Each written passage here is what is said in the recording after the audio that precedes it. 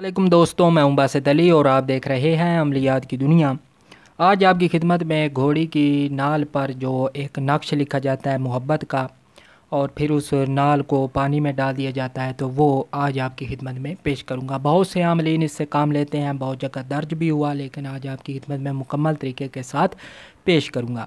तो इसका जो गलती सबसे बड़ी लोग ये करते हैं कि जब उनके सितारे नहीं मिलते तो ये उस वक्त किसी भी वक्त इसको सर अंजाम देते हैं, लिख लेते हैं, जिससे इसके असरात ख़त्म हो जाते हैं। लेकिन इसका जो सही तरीका है वो ये है कि जब तालिब और मतलूब के जो सितारे हैं वो साथ साथ में हों, यानी कि साथ हालत में हों, एक दूसरे के मुवाफ़िक हों, तो फिर ये नक्शा जो है लिखा जाता है। एक तो सबसे पहले आपने किसी भी घोड़ी या घोड़े का जो उसके सूम पर वो नाल वगैरह लगाई जाती है वो आपने पुरानी ले लेनी है, अपनी आंखों के सामने उतारें तो सबसे बेस्ट है, उसको धोना वगैरह नहीं है।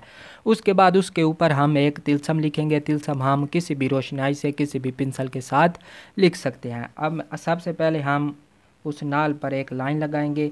नाल इस तरह होती है, तो हम भी इसी तरह लिखेंगे। ये मैं समझा रहा हूँ, बिल्कुल इस तरह ये हमारा इस तरह तिलस्म लिखा जाएगा। ठीक है, इस तरह लाइन लगेगी ऊपर और उसके ऊपर तिलस्म लिखा जाएगा। तो अब मैं यहाँ पे लिखता हूँ। सबसे पहले हम लिखेंगे 1 1 5 9 तुआ और फिर 3 बार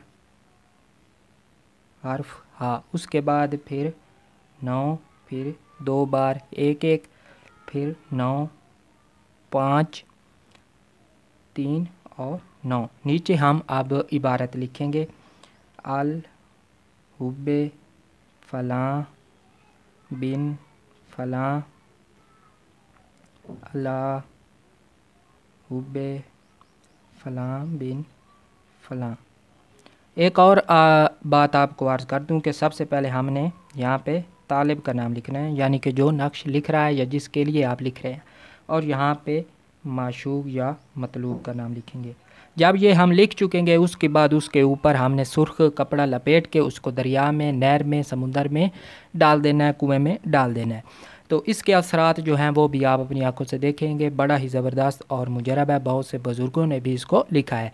तो आज का इतना ही। चैनल को सब्सक्राइब कर दें और बेल आइकन को भी प्रेस कर दें ताकि हमारी आने वाली हर वीडियो आपको मिल सके।